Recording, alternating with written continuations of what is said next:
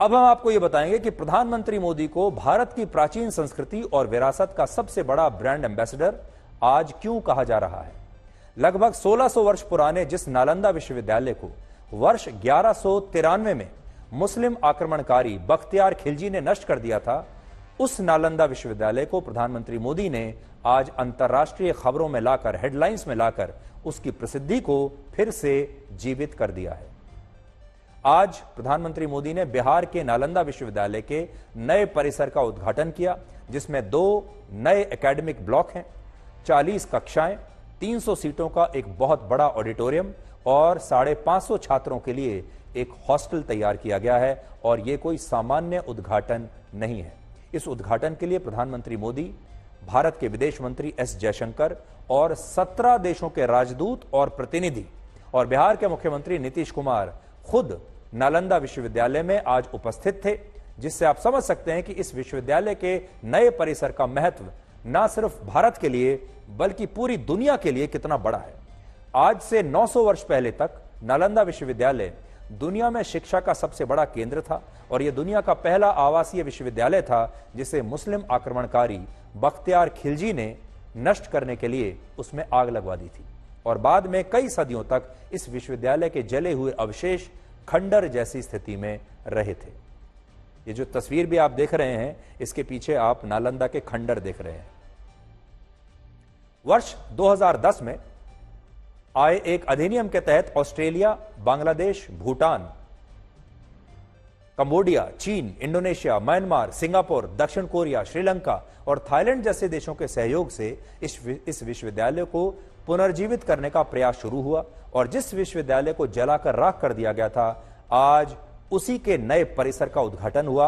और यह बदलाव कितना बड़ा है उसे आप इन 2 तस्वीरों से समझ सकते हैं, जिनमें एक तरफ नालंदा विश्वविद्यालय के खंडित अवशेष हैं और दूसरी तरफ अब इस विश्वविद्यालय का बिल्कुल नया चमचमाता हुआ परिसर है। और आज इस उद्घाटन समारोह में प्रधानमंत्री मोदी ने कहा कि नालंदा को जलाया जा सकता है लेकिन उसके ज्ञान को मिटाया नहीं जा सकता।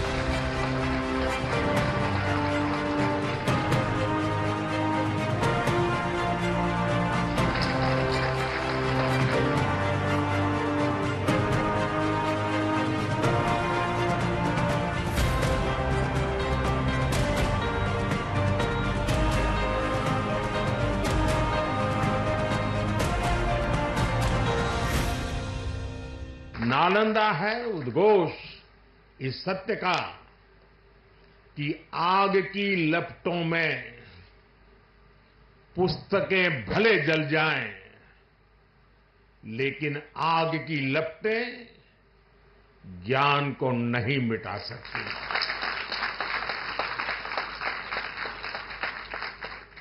नालंदा के ध्वंस ने भारत को अंधकार से भर दिया था। अब इसकी पुनर्स्थापना भारत के स्वर्णिम युग की शुरुआत करने जा रहा है। अपने प्राचीन अवशेषों के समीप नालंदा का नवजागरण, ये नया कैंपस विश्व को भारत के सामर्थ्य का परिचय देगा। नालंदा बताएगा जो राष्ट्र मजबूत मानवीय मूल्यों पर खड़े होते हैं वो राष्ट्र इतिहास को पुनर्जीवित करके बेहतर भविष्य की नींव रखना जानते हैं। आज दुनिया भर में जितने सम्मान के साथ ऑक्सफोर्ड और कैम्ब्रिज जैसी यूनिवर्सिटीज का नाम लिया जाता है, उससे भी ज्यादा सम्मान एक जमाने में भारत के इस नालंदा विश्वविद्यालय का था, जिसकी स्थापना ऑक्सफोर्ड यूनिवर्सिटी से भी 500 वर्ष पहले 5वीं शताब्दी में हुई थी। और दुनिया को शून्य देने वाले आर्यभट्ट इसी नालंदा विश्वविद्यालय के प्रमुख हुआ करते थे। यह दुनिया का पहला ऐसा विश्वविद्यालय था जहां कोरिया, जापान, चीन, इंडोनेशिया, पर्शिया और टर्की से छात्र पढ़ने के लिए खास तौर पर भारत आते थे। और यह एक ऐसा विश्वविद्यालय था जहां 1500 साल पहले 10,000 छात्र दुनिया भर से एक साथ पढ़ते थे। और दुनिया में इसके जैसा कोई और दूसरा विश्वविद्यालय उस समय नहीं था, और ना ही इस विश्वविद्यालय में आसानी से किसी छात्र को प्रवेश मिल सकता था। उस समय नामांकन के लिए इच्छुक छात्रों को नालंदा विश्वविद्यालय में प्रवेश के लिए महापंडितों के समक्ष एक बहुत ही कठिन साक्षात्कार और परीक्षा देनी होती थी। और उस जमाने में नालंदा विश्वविद्यालय में चिकित्सा शास्त्र, आयुर्वेद, गणित, तर्कशास्त्र और बौद्ध सिद्धांतों का अध्ययन किया जाता था। और यह विश्वविद्यालय दुनिया में शिक्षा का, ज्ञान का सबसे बड़ा केंद्र था, जिसे देखकर पूरी दुनिया हैरान होती थी। और लोग भारत के इस समृद्ध इतिहास और विरासत को दुनिया के लिए एक उपहार मानते थे। सबसे बड़ी बात यह कि जब दुनिया में पुस्तक छापने की मशीन तक नहीं आई थी, तब नालंदा विश्वविद्यालय की लाइब्रेरी में हाथ से लिखी 90 लाख पांडुलिपियां यानी 90 लाख पुस्तकों का एक बहुत विशाल संग्रह मौजूद था। सोचिए, 90 लाख पुस्तकें, पांडुलिपियां उस जमाने में थी जो हाथ से लिखी गई थी। लेकिन 12वीं शताब्दी के अंत में जब मुस्लिम आक्रमणकारी बख्तियार खिलजी को नालंदा विश्वविद्यालय की प्रसिद्धि के बारे में और उसके इतिहास के बारे में पता चला, तो उसे ऐसा लगा कि यह विश्वविद्यालय इस्लाम धर्म के लिए एक चुनौती बन सकता है। जिसके बाद बख्तियार खिलजी की सेना ने बौद्ध भिक्षुओं पर हमला कर दिया और नालंदा विश्वविद्यालय को नष्ट करने के लिए उसमें आग लगा दी। क्योंकि उस समय इस विश्वविद्यालय की लाइब्रेरी में 90 लाख पुस्तकें थीं, इसलिए खिलजी के हमले के बाद यह विश्वविद्यालय लगभग 3 महीनों तक आग में ऐसे ही धधकता रहा। और इस तरह दुनिया का सबसे पहला और सबसे बड़ा विश्वविद्यालय समाप्त हो गया, नष्ट हो गया, राख में मिल गया। और बड़ी बात यह है कि बाद में भारत के ही लोग इस हमले को भूल गए और कई बड़े हिंदू राजाओं ने स्वयं इन मुस्लिम आक्रमणकारियों से हाथ मिला लिया था। सबसे दुख की बात यह है कि उन 90 लाख पांडुलिपियों में जो भारत में ज्ञान का जो पूरा भंडार था, इतना बड़ा ज्ञान का भंडार, वो सारा के सारा नष्ट हो गया। और ज्ञान के मामले में उस समय भारत बहुत पीछे चला गया। और वो ऐसा ज्ञान था जिसे दोबारा अर्जित करना बहुत मुश्किल काम था। यानी आज अगर आप कहें, दोबारा से सोचकर देखें कि अगर नालंदा यूनिवर्सिटी को कि इन पांडुलिपियों को उस समय नष्ट ना किया गया होता, अगर ये पांडुलिपियां, ये ज्ञान का भंडार, उस समय का वो पुस्तकालय अगर बच गया होता, अगर ये विश्वविद्यालय उस समय बच गया होता, तो आज वाकई अब तक भारत विश्व गुरु बन चुका होता। लेकिन क्योंकि ये सारा ज्ञान का भंडार राख में मिला दिया गया, मिट्टी में मिला दिया गया, उसकी वजह से भारत तमाम विधाओं में बहुत पीछे चला गया। मुस्लिम आक्रमणकारियों और मुगलों ने भारत के प्राचीन इतिहास और हिंदू धर्म को खत्म करने के बहुत सारे प्रयास किए, जिसके लिए मंदिरों को तोड़ा गया और नालंदा जैसे कई विश्वविद्यालयों को नष्ट करने की कोशिश की गई। लेकिन हिंदू धर्म इसलिए कभी समाप्त नहीं हुआ क्योंकि हिंदू धर्म वो धर्म है जिसमें पृथ्वी, आकाश, अग्नि, जल, वायु, पेड़ पौधे, नदियां, पर्वत, सूर्य और यहां तक कि चंद्रमा की पूजा की जाती है। और क्योंकि ये सब कभी भी समाप्त नहीं हो सकते, इसलिए हिंदू धर्म भी कभी समाप्त नहीं हुआ। और जब ये बात मुस्लिम आक्रमणकारियों को समझ आई, तो उन्होंने भारत के लोगों की सोच में एक वैचारिक बदलाव लाने की कोशिश की, जिसका नतीजा यह हुआ कि हम नालंदा की विरासत से दूर हो गए और हमने ऑक्सफोर्ड जैसे विश्वविद्यालयों को सर्वश्रेष्ठ मानना शुरू कर दिया।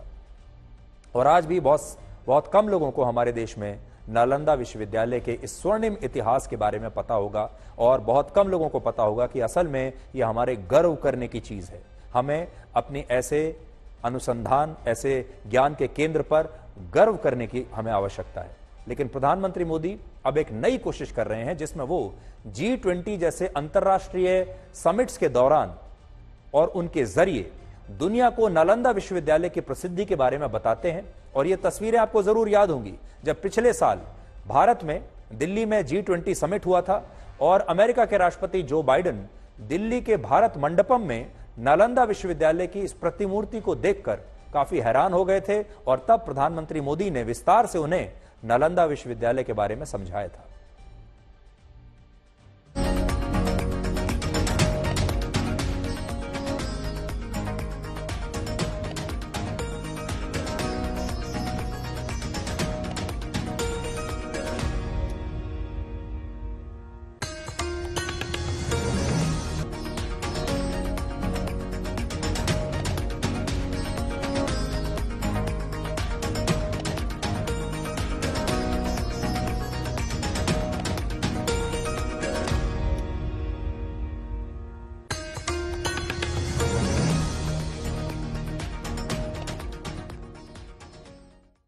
नालंदा विश्वविद्यालय का पुनर्जन्म 800 वर्षों के बाद 1 सितंबर 2014 को हुआ था जब नरेंद्र मोदी देश के प्रधानमंत्री बने और आज 10 वर्षों के बाद इस विश्वविद्यालय में कुल 17 देशों के 400 छात्र पढ़ाई कर रहे हैं और इसके परिसर में अब एशिया की सबसे बड़ी लाइब्रेरी भी बनाई जा रही है।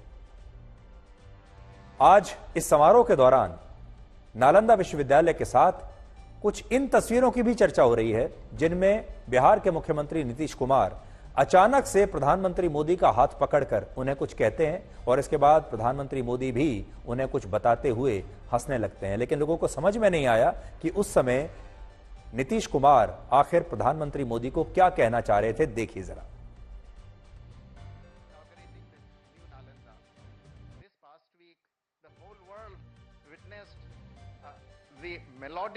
That came from inaugurating the new Nalanda. This past week, the whole world witnessed the melody. Social media पर लोग लिख रहे हैं कि नीतीश कुमार प्रधानमंत्री मोदी का हाथ पकड़कर शायद उन्हें यह बता रहे हैं कि इस बार वो उनका हाथ और साथ दोनों ही नहीं छोड़ेंगे। लेकिन बड़े मुद्दे पर आते हैं और बड़ा मुद्दा है नालंदा विश्वविद्यालय का मुद्दा, बड़ा मुद्दा है भारत की संस्कृति का मुद्दा, हमारे संस्कारों का मुद्दा और बड़ा मुद्दा है हमारे स्वर्णिम इतिहास का मुद्दा। इसलिए मैं आपसे आज ये जरूर कहना चाहूंगा कि नालंदा विश्वविद्यालय के बारे में आप पढ़िए, जहां जहां से भी आप मटेरियल ले सकते हैं आप इसके बारे में पढ़िए कि कैसे ये दुनिया की सबसे बड़ी यूनिवर्सिटी थी, कैसे ये दुनिया भर का ज्ञान का केंद्र था और इसे एक बहुत बड़ा टर्निंग पॉइंट माना जाएगा कि ज्ञान के इतने बड़े केंद्र को मुस्लिम आक्रमणकारियों ने नष्ट कर दिया और वो 90 लाख पांडुलिपियां अगर बच गई होती तो आज भारत कहां से कहां पहुंच चुका होता, आज भारत में ज्ञान का जो भंडार है वो कहां से कहां पहुंच चुका होता और हम कब के विश्व गुरु बन गए होते। और आपको भी अपने देश के इस स्वर्णिम इतिहास पर गर्व होगा।